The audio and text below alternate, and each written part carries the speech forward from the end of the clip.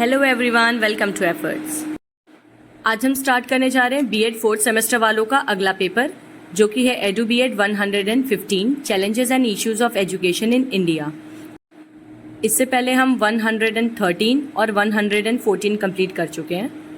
इन दोनों पेपर के सारे यूनिट के वीडियोस आपको मिल जाएंगे बीएड फोर्थ सेमेस्टर वाली प्लेलिस्ट में, जिसका लिंक मैं आपको डिस्क्रिप्शन बॉक्स में दे रही हूँ। और आज हम एडू बीएड 115 का यूनिट 1 पढ़ेंगे, challenges related to conventional education. तो चलिए जल्दी से देख लेते हैं क्या क्या टॉपिक्स कवर करने हैं हमें। सबसे पहले हम पढ़ेंगे problems of pre primary education, फिर है प्रॉब्लम्स ऑफ प्राइमरी एजुकेशन, जिसमें कि universalization of primary education important topic है। उसके बाद है प्रॉब्लम्स ऑफ सेकेंडरी एजुकेशन और लास्ट में हम पढ़ने वाले हैं प्रॉब्लम्स ऑफ हायर एजुकेशन। हर एक टॉपिक के बारे में पहले हम इंट्रोडक्शन लिखेंगे, फिर प्रॉब्लम्स डिस्कस करेंगे और फिर उसकी रेमेडीज भी देखेंगे कि उन प्रॉब्लम्स को कैसे सॉल्व किया जा सकता है। चलिए वीडियो को जल्दी से स्टार्ट करते हैं।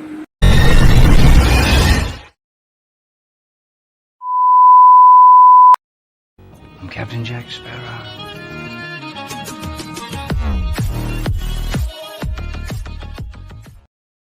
तो सबसे पहला टॉपिक है problems of pre primary education, यानी पूर्व प्राथमिक शिक्षा की समस्याएं। Introduction. Pre primary education is a crucial stage in a child's development, laying the foundation for future learning. It typically caters to children between the ages of 3 and 6 years and is also known as kindergarten or play school. अगर हम पूर्व प्राथमिक शिक्षा की बात करें तो ये किसी भी बच्चे के विकास की नींव होता है, क्योंकि ये उसके विकास का बहुत ही महत्वपूर्ण चरण है।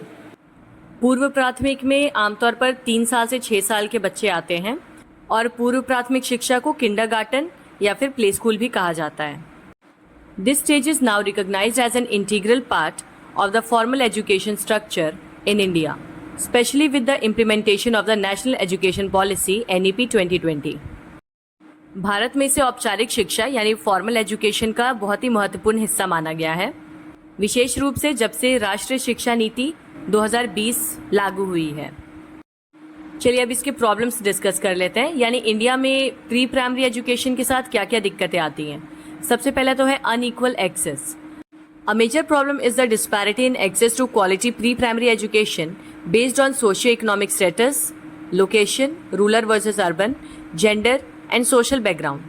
Children from low-income families, rural areas, and historically disadvantaged groups, scheduled castes and scheduled tribes, are less likely to attend pre-primary education, especially quality institutions. पहली दिक्कत तो है असमान पहुंच, यानी कि भारत में हर एक बच्चे को समान रूप से किंडरगार्टन या फिर प्ले स्कूल जाना नसीब नहीं हो पाता है। ऐसे बच्चे जो आर्थिक रूप से कमज़ोर हैं या जिनके रहने की जगहों में असमानता है, मतलब कुछ लोग होते हैं जो शहर में रहते हैं, उन्हें तो एजुकेशन मिल जाती है, लेकिन ग्रामीण बच्चों को पूर्व प्राथमिक शिक्षा उपलब्ध नहीं हो पाती है। वहीं कुछ ऐसे भी परिवार हैं जो कि लड़कियों की पूर्व प्राथमिक शिक्षा को महत्व नहीं देते हैं। इसके अलावा समाज के कुछ पिछड़े वर्ग भी इस लाभ से वंचित रह जाते हैं, जैसे कि ST/SCs। और एक पल को मान लीजिए इन्हें अगर पूर्व प्राथमिक शिक्षा मिल भी गई तो वो भी उन्हें क्वालिटी एजुकेशन नहीं मिल पाती है, वो केवल फॉर्मेलिटी वाली पढ़ाई ही कर पाते हैं। Limited availability in rural areas. Pre primary schools are often scarce in small villages and rural India, limiting opportunities for children in these areas. अगर हम ग्रामीण क्षेत्रों की बात करें तो वहाँ पे पूर्व प्राथमिक विद्यालय बिल्कुल ना के बराबर होते हैं, क्योंकि वहाँ कोई इतने छोटे बच्चों की एजुकेशन को उतनी इम्पोर्टेंस नहीं देता. Affordability. While urban areas have a growing number of private pre schools, these are often unaffordable for many families, creating a barrier to access. और ऐसा नहीं है कि शहरों में कोई प्रॉब्लम ही नहीं फेस करनी पड़ती. अगर शहरों में प्री स्कूल्स होते भी हैं तो वो इतने ज़्यादा एक्सपेंसिव होते हैं कि हर एक फैमिली अफोर्ड नहीं कर पाती है, इसलिए वो सोचते हैं एक छोटे बच्चे की पढ़ाई पे इतना पैसा लगाने से बढ़िया है कि उसे डायरेक्ट क्लास 1 या UKG से ही स्कूल भेजा जाए. Shortage of qualified and train teachers. There is a lack of specialised training for pre primary teachers, impacting their ability to provide effective and developmentally appropriate learning experiences for young children. Anganwadi workers who often handle pre-primary education in rural areas have numerous responsibilities beyond teaching, leaving limited time and focus for preschool education. योग्य और प्रशिक्षित शिक्षकों की कमी. ज़्यादातर जो पूर्व प्राथमिक के शिक्षक होते हैं वो अच्छी तरह से प्रशिक्षित नहीं होते हैं, जिसके परिणाम स्वरूप वो बच्चों का भी विकास अच्छी तरह से नहीं कर पाते हैं। उदाहरण के तौर पे अगर आप आंगनवाड़ी कार्यकर्ताओं की ही बात करें, जो कि ग्रामीण क्षेत्रों में पूर्व प्राथमिक शिक्षा के लिए जिम्मेदार होती हैं, तो उनके ऊपर शिक्षा के अलावा भी बहुत सारी जिम्मेदारियां होती हैं। इसी वजह से वो अपने प्रशिक्षण पे पूरी तरह से ध्यान नहीं दे पाती हैं और ना ही उनकी ट्रेनिंग के लिए ऐसा कोई प्रॉपर इंस्टीट्यूशन भी बनाया गया है। नेक्स्ट है lack of awareness and involvement. Parents specially in rural areas or with lower levels of education may not be fully aware of the importance of pre-primary education or lack the knowledge and skills to support their child's early learning. जागरूकता और भागीदारी में कमी। कई ऐसे माता पिता होते हैं, विशेष तौर पे ग्रामीण क्षेत्रों के या फिर जो निचले स्तर के क्षेत्र होते हैं, तो उन्हें पूर्व प्राथमिक शिक्षा के महत्व के बारे में पता ही नहीं होता है।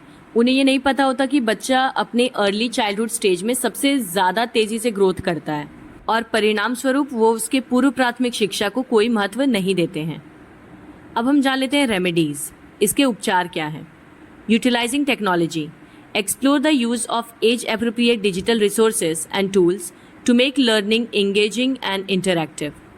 सबसे अच्छा तरीका है प्रौद्योगिकी को पूर्व प्राथमिक शिक्षा से जोड़ना।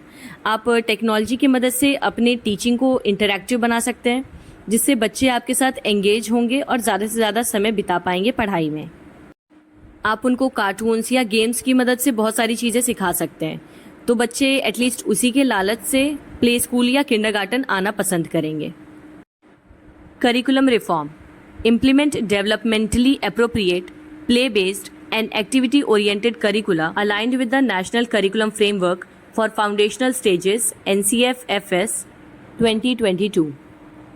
पाठ्यक्रम में सुधार किया जा सकता है, यानी NCFFS 2022 के अकॉर्डिंग करिकुलम को प्ले बेस्ड बनाया जा सकता है, लर्निंग को बहुत ज़्यादा इंटरैक्टिव बनाया जा सकता है, जिससे कि पेरेंट्स को भी ये लगे कि हाँ बच्चे कुछ सीख रहे हैं प्ले स्कूल में जाकर, मतलब उन्हें बच्चों को प्ले स्कूल में भेजना वेस्ट ना लगे। Teacher training, invest in comprehensive and continuous professional development programmes for pre primary teachers including anganwadi workers, focusing on child-centered pedagogy, early literacy and numeracy, and socio-emotional development.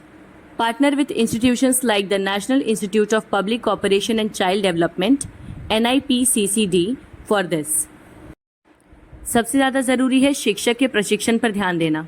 पूर्व प्राथमिक शिक्षकों के लिए आप अलग अलग तरह के कोर्स या प्रशिक्षण ला सकते हैं, जिसकी मदद से हम पूर्व प्राथमिक शिक्षकों या फिर आंगनवाड़ी कार्यकर्ताओं के व्यावसायिक विकास के लिए ज़रूरी चीज़ें उन्हें सिखा सकें, जैसे कि प्रारंभिक साक्षरता, बाल केंद्रित शिक्षा शास्त्र या फिर संख्यात्मक और सामाजिक भावात्मक विकास।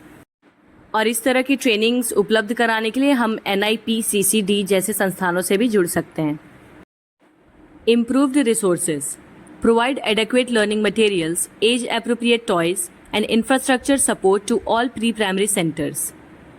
देखिए, प्री प्राइमरी सेंटर जो होते हैं या इंस्टीट्यूशन, उन्हें बहुत ज़्यादा अट्रैक्टिव बनाया जाना चाहिए। प्ले स्कूल्स को यूजुअली बहुत ज़्यादा सुंदर और अट्रैक्टिव दिखना चाहिए, मतलब उसके वॉल्स पे क्रिएटिविटी होनी चाहिए, बच्चों के खेलने के लिए खिलौने भी वहाँ पे हों। इसके अलावा उन्हें पढ़ाने के लिए जो भी ज़रूरी संसाधन है वो भी उपलब्ध हो, क्योंकि ऑब्वियस सी बात है, इतने छोटे बच्चे बुक से तो पढ़ेंगे नहीं पूरे टाइम, तो आपको अलग अलग तरह के इक्विपमेंट्स भी रखने चाहिए जिससे कि बच्चे एंगेज हो सकें। Enhancing parental awareness and engagement, conduct community outreach programmes and involve parents in their children's early learning through home based activities and regular communication with teachers, highlight the value of play based learning. माता पिता की जागरूकता और उनके जुड़ाव को बढ़ाना। हम सामुदायिक कार्यक्रम के माध्यम से घर घर जाकर माता पिता के अंदर जागरूकता बढ़ा सकते हैं, जिससे कि वो अपने बच्चों की शुरुआती सीखने की प्रक्रिया में भागीदारी हो सके। इवन टीचर्स भी चाहे तो वो रेगुलर बेसिस पे पेरेंट्स से बातें कर सकते हैं और उन्हें एक्सप्लेन कर सकते हैं कि प्री प्राइमरी एजुकेशन कितनी इम्पॉर्टेंट है। अब हम जानेंगे प्रॉब्लम्स ऑफ प्राइमरी एजुकेशन, प्राथमिक शिक्षा की समस्याएं। तो पहले हम जान लेते हैं कि प्राइमरी एजुकेशन क्या होती है। Primary education in India, also known as elementary education, forms a crucial foundation for a child's learning journey. It typically spans 8 years, catering to children aged 6 to 14 and is divided into 2 stages. तो primary education और elementary education दोनों का एक ही मतलब होता है। भारत में एक बच्चे के सीखने की यात्रा के लिए इस पड़ाव को सबसे महत्वपूर्ण माना गया है। आमतौर पर ये 8 सालों तक चलता है, मतलब 6 साल से 14 साल तक के बच्चे प्राथमिक शिक्षा का हिस्सा होते हैं। और प्राथमिक शिक्षा 2 भागों में विभाजित है। पहला है लोअर प्राइमरी क्लासेस, जो कि क्लास 1 से 5th तक की होती है, यानी 6 से 10 साल के बच्चे। और उसके बाद है अपर प्राइमरी क्लासेस, जिसमें कि क्लास 6 से 8 तक के बच्चे होते हैं, यानी 11 साल से 14 साल तक के। The Government of India places significant emphasis on primary education, recognizing it is as fundamental right for all children. भारतीय सरकार ने प्राथमिक शिक्षा को बहुत ज़्यादा महत्व दिया है। इसका अंदाज़ा आप इसी से लगा सकते हैं कि भारत में प्राथमिक शिक्षा को मौलिक अधिकार माना गया है, यानी कि फंडामेंटल राइट। अब देखिए, ओवरऑल हर लेवल पे प्रॉब्लम्स कुछ सिमिलर हैं, ठीक है। जैसे ये प्रॉब्लम आपको हर लेवल पे देखने को मिलेगी, lack of basic infrastructure. Many schools, especially in rural areas, lack fundamental facilities such as adequate classrooms, libraries, playgrounds, clean drinking water, and proper sanitation. Over 60% of schools have been reported to lack proper drinking water facilities.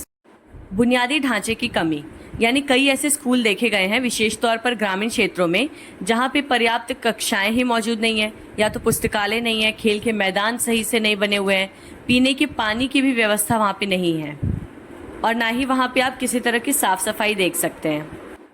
Teacher shortages, there is a significant scarcity of qualified teachers, particularly in rural regions, leading to overcrowded classrooms and diluted individual attention for students. Over 1 million teacher vacancies exist nationwide. शिक्षक की कमी, अगर आप ऐसे कई सारे संस्थान देखें या फिर ज़्यादातर जो ग्रामीण क्षेत्रों में स्कूल होते हैं, उसमें शिक्षकों की कमी होती है। आप अगर पूरे देश भर में देखेंगे तो 1 लाख से भी अधिक शिक्षकों की रिक्तियां पड़ी हुई हैं। देश में टीचर्स की इतनी कमी होने के बाद भी इतने सारे बच्चे बीएड करने के बाद बेरोजगार बैठे हुए हैं। Social and cultural barriers, children from marginalised communities face discrimination and prejudice, hindering their access to quality education. Issues like gender discrimination, early marriage, and traditional belief also prevent children, especially girls, from attending school, particularly in rural areas. सामाजिक और सांस्कृतिक बाधाएं, ऐसे बहुत सारे समूह हैं जो कि हमारे सामान्य समाज से काफ़ी अलग रहते हैं। उन्हें कई बार पूर्वाग्रह या फिर भेदभाव का सामना करना पड़ता है। विशेष रूप से लड़कियों के जीवन में ऐसी काफ़ी सारी बाधाएं आती हैं, जिससे प्राथमिक शिक्षा पूरी कर पाना उनके लिए संभव नहीं हो पाता है। लिंग भेदभाव या फिर समय से पहले उनका विवाह करा देना, ऐसी काफ़ी सारी मुसीबतें उन्हें झेलनी पड़ती हैं, और विशेष रूप से ये ग्रामीण क्षेत्रों में देखने को मिलता है। चलिए अगला पॉइंट देख लेते हैं, आउटडेटेड करिकुलम। ये भी आपको सेम मिलेगा हर एक लेवल पे। द करिकुलम में lack flexibility and fail to adapt to the changing needs of students and the job market, often being overly academic with limited vocational orientation. पुराना पाठ्यक्रम, अक्सर हम पाठ्यक्रम में लचीलेपन की कमी देख पाते हैं, जिसकी वजह से हमारा पाठ्यक्रम छात्रों के अनुकूल नहीं हो पाता। इसके अलावा भविष्य में आने वाली जो नौकरी की ज़रूरतें हैं, उसके हिसाब से भी हम पाठ्यक्रम को ढाल नहीं पाते हैं। हमारा पाठ्यक्रम या करिकुलम आज भी वोकेशनल से ज़्यादा एकेडमिक चीज़ें हमें सिखाने पे ध्यान देता है। High drop out rates, various factors including poverty, distance to schools, lack of toilets and social cultural issues contribute to high drop out rates, especially among girls. उच्च ड्रॉप आउट दर की अगर हम बात करें, देखिए ड्रॉप आउट का मतलब होता है शिक्षा को बीच में ही छोड़ देना। तो गरीबी की वजह से या तो स्कूल से बहुत ज़्यादा दूरी होने की वजह से, कई बार स्कूल्स में शौचालय की भी सुविधा उपलब्ध नहीं होती है, जिस वजह से, या इसके अलावा बहुत सारे रीजंस हैं जिस वजह से बच्चों को अपनी शिक्षा बीच में ही छोड़नी पड़ जाती है, और स्पेशली गर्ल्स के केस में ज़्यादा होता है। कई बार पेरेंट्स सिक्योरिटी रीजंस की वजह से भी लड़कियों को स्कूल नहीं जाने देते हैं। यूनिवर्सलाइजेशन ऑफ प्राइमरी एजुकेशन बहुत ही इंपॉर्टेंट टॉपिक है। Universalization of primary education means providing free and compulsory education of a satisfactory quality to all children, typically in the age group of 6 to 14 years, without any discrimination based on gender, caste, religion, socio-economic status और location. देखिए, universalization का मतलब होता है कि पूरे universe में हर जगह पे उस चीज़ को इम्प्लीमेंट कराना। तो प्राथमिक शिक्षा के सार्वभौमिकता का अर्थ होता है सभी बच्चों को संतोषजनक गुणवत्ता की मुफ्त और अनिवार्य शिक्षा प्रदान करना। हमारे देश में भी 6 साल से 14 वर्ष की आयु तक के बच्चों को मुफ्त और अनिवार्य शिक्षा प्रदान किया जाता है। मतलब जो भी बच्चे 6 साल से 14 साल तक की उम्र के हैं उनको बिना किसी जाति, लिंग, धर्म या सामाजिक आर्थिक स्थिति के भेदभाव के मुफ्त और अनिवार्य शिक्षा प्रदान किया जाता है। इसमें आप आर्टिकल 45 के बारे में मेंशन कर सकते हैं जिसमें कि यूनिवर्सलाइजेशन ऑफ एलिमेंट्री एजुकेशन की बात कही गई है। अब जान लेते हैं कुछ रेमेडीज। Investing in infrastructure. देखिए हमने जो जो प्रॉब्लम्स पढ़ी है ना, बस आप उसी का सॉल्यूशन रेमेडी के फॉर्म में लिख दीजिएगा। हमने इंफ्रास्ट्रक्चर की प्रॉब्लम पढ़ी तो उसका सॉल्यूशन क्या है? इंफ्रास्ट्रक्चर में इन्वेस्ट करना। Allocate increased budgetary resources for the construction and maintenance of school buildings, provision of basic amenities like water, sanitation, electricity, and ensuring adequate classrooms and learning materials. बुनियादी ढांचे में निवेश करना, यानी कि स्कूल के भवनों का निर्माण करना, उसकी देखभाल करना और उसके साथ ही जो उसकी बुनियादी सुविधाएं हैं जैसे कि पानी, स्वच्छता, बिजली, ये सब भी उपलब्ध कराना। सरकार चाहे तो स्कूल्स के अंदर फैसिलिटीज बनाने के लिए या इंफ्रास्ट्रक्चर को मेंटेन करने के लिए अपनी फंडिंग भी बढ़ा सकती है। Addressing teacher shortages and enhancing quality. Recruit and retain qualified teachers especially in rural areas through incentives, improved working conditions and adequate housing. शिक्षा की कमी को संबोधित करना और गुणवत्ता को बढ़ाना। जैसे कि हमने अभी डिस्कस किया कि रूरल एरियाज में टीचर्स की बहुत कमी होती है, तो पहले तो हम इसके पीछे के रीजंस जानेंगे, क्यों वहाँ पे टीचर्स नहीं रहते हैं या क्यों वहाँ पढ़ाना नहीं चाहते हैं। तो सबसे पहला तो होता है उन्हें एकोमोडेशन की प्रॉब्लम होती है, मतलब रहने के लिए घर नहीं मिल पाता है। कई सारी सुविधाएं जो उन्हें शहरों में मिलती है वो गाँव में नहीं मिल पाती हैं। तो पहले तो टीचर को प्रॉपर ट्रेनिंग और स्किल्स प्रोवाइड करने के बाद उनके लिए गाँव में हाउसिंग की फैसिलिटीज, अच्छी सैलरी और उसके अलावा इंसेंटिव्स भी प्रोवाइड करें जिससे कि उन्हें गाँव में काम करने के लिए मोटिवेशन मिल सके। Improving enrolment and retention. Conduct awareness campaigns to emphasize the importance of education for all children, especially girls. School में नामांकन और प्रतिधारण में सुधार करना, यानी हमें कोशिश करनी होगी कि बच्चे ज़्यादा से ज़्यादा स्कूल में एडमिशन लें और उसके साथ ही अपनी पढ़ाई पूरी भी करें, मतलब ड्रॉप आउट रेट को भी कम करना होगा।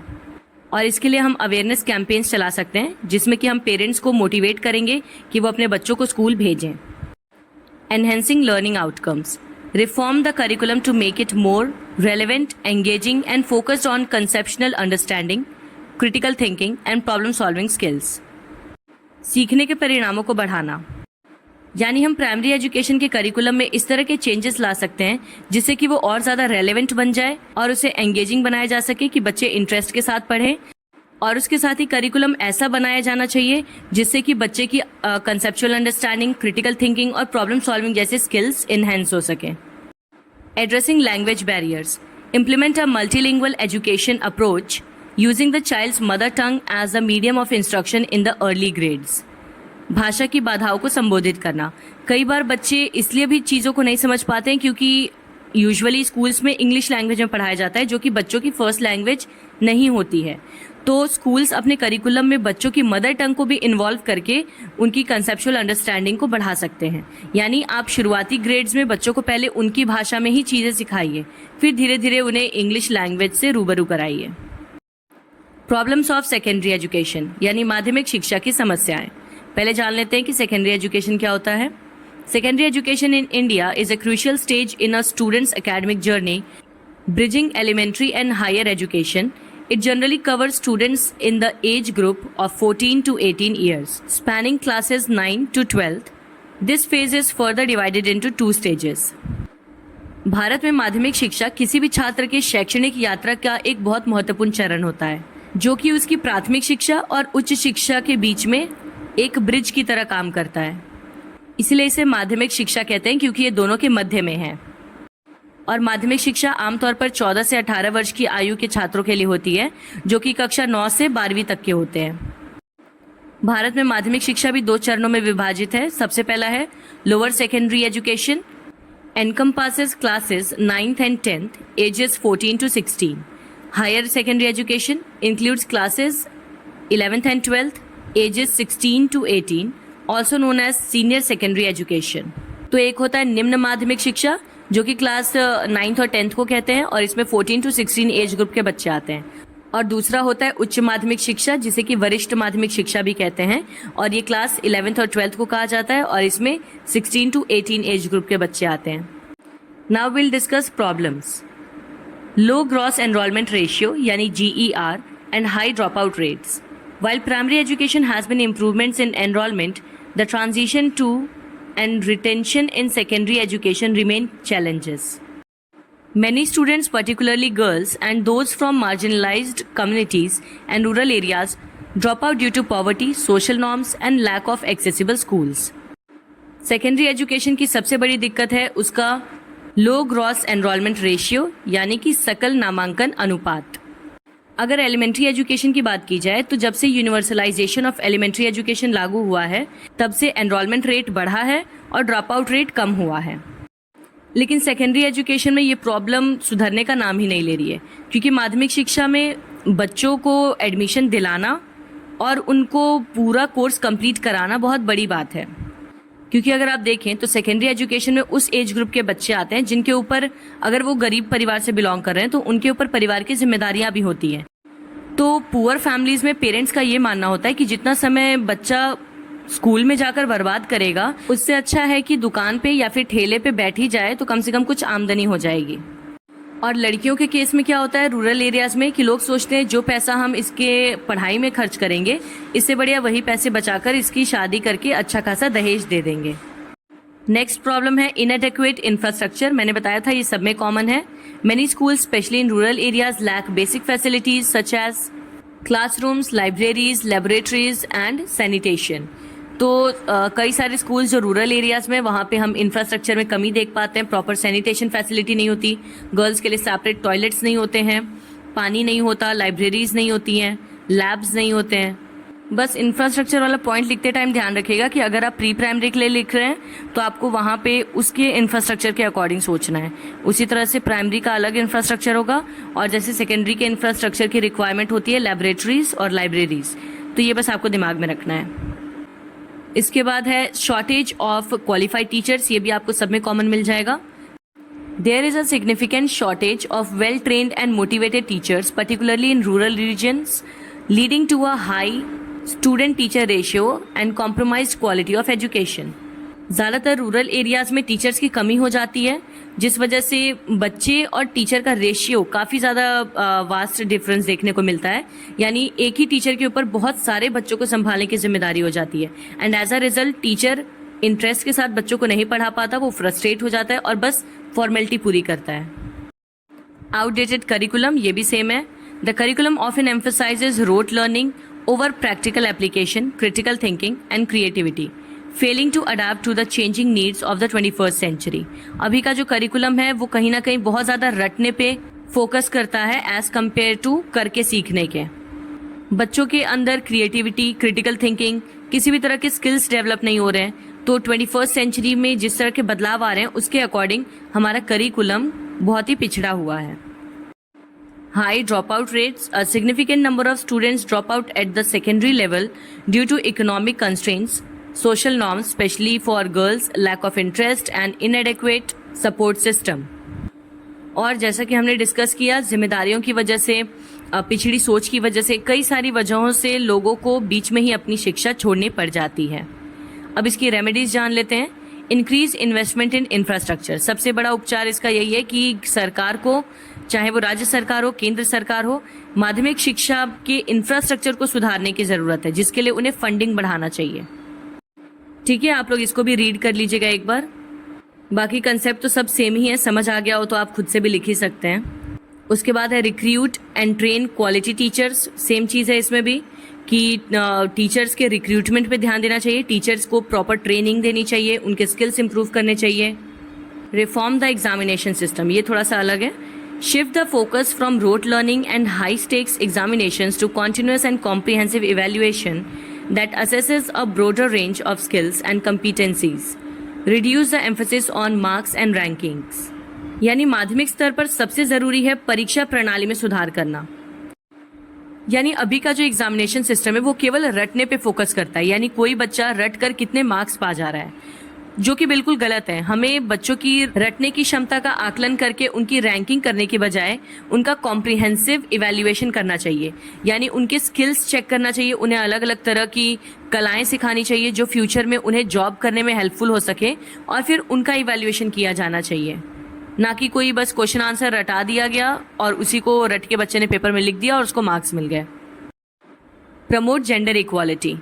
Implement gender-sensitive policies, provide separate and adequate sanitation facilities for girls, conduct awareness campaigns to challenge gender stereotypes, and ensure safe and supportive learning environments. Schemes like the National Scheme of Incentives to Girls for Secondary Education can be strengthened. आप लैंगिक समानता को बढ़ावा दे सकते हैं, यानी gender equality को promote कर सकते हैं. कैसे? पहले तो स्कूल्स में गर्ल्स के लिए separate washroom, sanitation facilities available होनी चाहिए. इसके अलावा आपको पुरानी लैंगिक रूढ़ियों को तोड़ने की जरूरत है कि लड़की है, शादी हो जाना है, पढ़ के क्या करेगी, जिसके लिए आप उनके माँ बाप को जागरूक करने के लिए कैंपेन्स चला सकते हैं. इसके अलावा आप माँ बाप को आश्वासन दिला सकते हैं कि उनकी बच्चियां सुरक्षित हैं और माध्यमिक विद्यालयों के अंदर भी एक सुरक्षित और सहायक सीखने का वातावरण बनाना जरूरी है, जिसके लिए हम कई बड़े इंस्टीट्यूशन से भी जुड़ सकते हैं. Reduce drop out rates. आप बच्चों की काउंसलिंग करके, उन्हें फाइनेंशियली सपोर्ट करके, कम्युनिटी को भी इन्वॉल्व करके कई सारे तरीकों से आप कोशिश कर सकते हैं कि बच्चे बीच में स्कूल ना छोड़ के जाएं, वो अपनी पढ़ाई पूरी करें. आप बच्चों और माँ बाप को शिक्षा के महत्व के बारे में जागरूक कर सकते हैं. इसके अलावा सबसे बड़ी चीज़, आप स्कॉलरशिप और ट्रांसपोर्टेशन फैसिलिटीज़ प्रोवाइड करके बच्चों को अपनी पढ़ाई पूरी करने में मदद कर सकते हैं.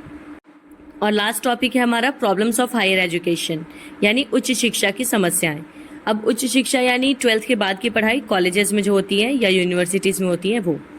चलिए इंट्रोडक्शन जान लेते हैं. Higher education in India is a vast and diverse system, the second largest in the world after China. It encompasses universities, colleges, and various specialized institutions, all working under the guidance of regulatory bodies like the University Grants Commission, UGC, and accreditation agencies such as National Assessment and Accreditation Council, NAAC. Bharat में उच्च शिक्षा एक विशाल और विविध प्रणाली है. आप सोच के देखिए, भारत की क्या पूरे दुनिया की सबसे पुरानी यूनिवर्सिटीज़ भी इंडिया में ही लाई करती हैं. तो हमारे देश में उच्च शिक्षा का जो इतिहास है वो बहुत पुराना है. उच्च शिक्षा में कई सारे विश्वविद्यालयों को, कॉलेजों को और विभिन्न विशेष संस्थानों को भी शामिल किया गया है, जो कि विश्वविद्यालय अनुदान आयोग, जिसे कि आप UGC कहते हैं, या फिर मान्यता एजेंसियों जैसे कि राष्ट्रीय मूल्यांकन और मान्यता परिषद NAAC, इनके जैसे मानक निकायों के मार्गदर्शन में काम करते हैं. यानी बहुत सारी यूनिवर्सिटीज़, कॉलेजेस UGC के अंडर और NAAC के अंडर काम करते हैं. चलिए अब प्रॉब्लम्स देख लेते हैं. इसमें भी सबसे पहला है outdated curriculum. Sometimes what's being taught doesn't keep up with the rapid changes in industries and technology. This can lead to graduates lacking the specific skills employer need. अब हम मान लेते हैं कि प्री प्राइमरी, प्राइमरी या secondary education system में curriculum का outdated होना कोई उतनी बड़ी बात नहीं है. लेकिन व्हाट अबाउट हायर एजुकेशन? अगर पूरी की पूरी जनरेशन टेक्नोलॉजी की तरफ चल रही है, लेकिन हमारा हायर एजुकेशन का जो करिकुलम है वो आज भी पुराना, पिछड़ा हुआ ही है, उस सिचुएशन में आपके हायर एजुकेशन के होने का मतलब ही क्या है? आप हायर एजुकेशन लेते ही क्यों हैं? ताकि आपको एक अच्छी नौकरी मिल सके. आपने 12th तक की पढ़ाई की थी टू गेट एजुकेटेड, बट आप 12th के बाद पढ़ाई करते हैं टू गेट अ जॉब. ठीक है, तो हायर एजुकेशन के लिए आउटडेटेड करिकुलम होना बहुत ही बड़ी समस्या है. इसके बाद है declining enrolment. Some institutions are seeing fewer students due to cost, changing preferences और competition from other learning options. तो उच्च शिक्षा में भी हम बहुत ज़्यादा नामांकन में गिरावट देख पाते हैं, जिसकी सबसे बड़ी वजह तो है उसकी लागत. कई सारे विश्वविद्यालय होते हैं जिनकी एडमिशन फीस ही बहुत ज़्यादा होती है. इसके अलावा बदलती प्राथमिकताएं या फिर अलग अलग सब्जेक्ट्स में tough competition. Rising cost. The price of higher education continues to increase, making it difficult for many students and families to afford. हर बदलते साल यूनिवर्सिटीज़ अपने चार्जेस बढ़ाती ही जा रही हैं. और आप देखिए, यूनिवर्सिटीज़ का भी इम्पैक्ट पड़ता है. जो अच्छी यूनिवर्सिटीज़ होती हैं, जिस वजह से बच्चे हायर एजुकेशन अफोर्ड नहीं कर पाते हैं. Limited autonomy. Sometimes colleges and universities have limited freedom in making decisions about curriculum, teaching methods and resource allocation. जैसा कि एकदम स्टार्टिंग में मैंने आपको बताया कि ये सभी यूनिवर्सिटीज़ या कॉलेजेस UGC या NAAC के अंडर में काम करते हैं, तो कई बार इनके हाथों में डिसीजन मेकिंग या करिकुलम में बदलाव करना ये सब नहीं होता. इन्हें आज़ादी नहीं होती ये सब चेंजेस करने की. Then we have declining trust. Public trust in higher education institutions has decreased in some areas due to concerns about quality, relevance and cost. यानी विश्वविद्यालयों और कॉलेजों की जो विश्वास पात्रता है वो घटती जा रही है। पेरेंट्स को और बच्चों को ये लगने लगा है कि ये यूनिवर्सिटीज सिर्फ पैसा छापने का काम कर रही हैं। यूनिवर्सिटीज में प्रोफेसर्स टाइम पे आते नहीं हैं, बच्चों को प्रॉपर लेसन्स नहीं दिए जाते, लेकिन फीस के नाम पर ये लोग बहुत मोटा पैसा छापते हैं। Now it's time for the remedies. Invest in faculty. Pay teachers better to attract passionate and skilled educators. Encourage younger faculty to bring fresh perspectives and tech savviness. Provide ongoing professional development. यानी सबसे ज़्यादा तो ज़रूरी है teacher faculty को सुधारना। ऐसे higher education में कोशिश करनी चाहिए जितने ज़्यादा फ्रेशर या जो यंग टीचर्स होते हैं, न्यू टीचर्स होते हैं, उनको रिक्रूट करने की, क्योंकि वो काफ़ी ज़्यादा इनोवेटिव होते हैं, क्रिएटिव होते हैं और उन्हें टेक्नोलॉजी की भी काफ़ी नॉलेज होती है। Practical learning. Integrate internships, research and real world simulations into course work to build practical skills and problem solving abilities. यानी व्यवहारिक शिक्षण को बढ़ावा देना चाहिए, बच्चों के अंदर व्यवहारिक कौशल, समस्या समाधान जैसी क्षमताओं का निर्माण करना चाहिए। इसके लिए हम इंटर्नशिप्स करा सकते हैं, अनुसंधान या फिर वास्तविक दुनिया से जुड़े हुए कोर्स वर्क। यानी हम उन्हें बुकिश नॉलेज देने की जगह रियल वर्ल्ड में इम्प्लीमेंट करने वाली स्किल सिखा सकते हैं। फिर है reduce pressure. Shift the focus from excessive grades and competition to overall student growth and wellbeing. बच्चों के ऊपर से दबाव को कम किया जा सकता है। हम उनके ग्रेड्स या मार्क्स पे फोकस करने की बजाय उनकी लर्निंग और स्किल डेवलपमेंट पे फोकस कर सकते हैं। Flexible learning. Expand online and hybrid learning options to cater to diverse student needs and schedules. Learning को ऑनलाइन से भी जोड़ना चाहिए कि जो बच्चे यूनिवर्सिटी या कॉलेज रेगुलर नहीं आ पा रहे हैं वो भी आसानी से अपनी एजुकेशन कंटिन्यू कर पाएँ। Technology integration. Upgrade to modern learning management systems and use AI for student support and administrative tasks. Train faculty to use these tools effectively. यानी AI को, टेक्नोलॉजी को बच्चों के एजुकेशन में जोड़ने के साथ साथ टीचर्स को भी इन टेक्नोलॉजीज़ को यूज़ करना आना चाहिए, क्योंकि इस 21st सेंचुरी में टेक्नोलॉजी की डिमांड बहुत ज़्यादा बढ़ती जा रही है। इसलिए ज़रूरी है कि हम हायर एजुकेशन में बच्चों को टेक्नोलॉजी की स्किल्स दे पाएँ। तो आज के लिए बस इतना ही। अब इंतज़ार करिए आप अगले वीडियो का। अगर मुझे टाइम मिला तो मैं ज़रूर बना दूंगी। Till then take care and bye bye.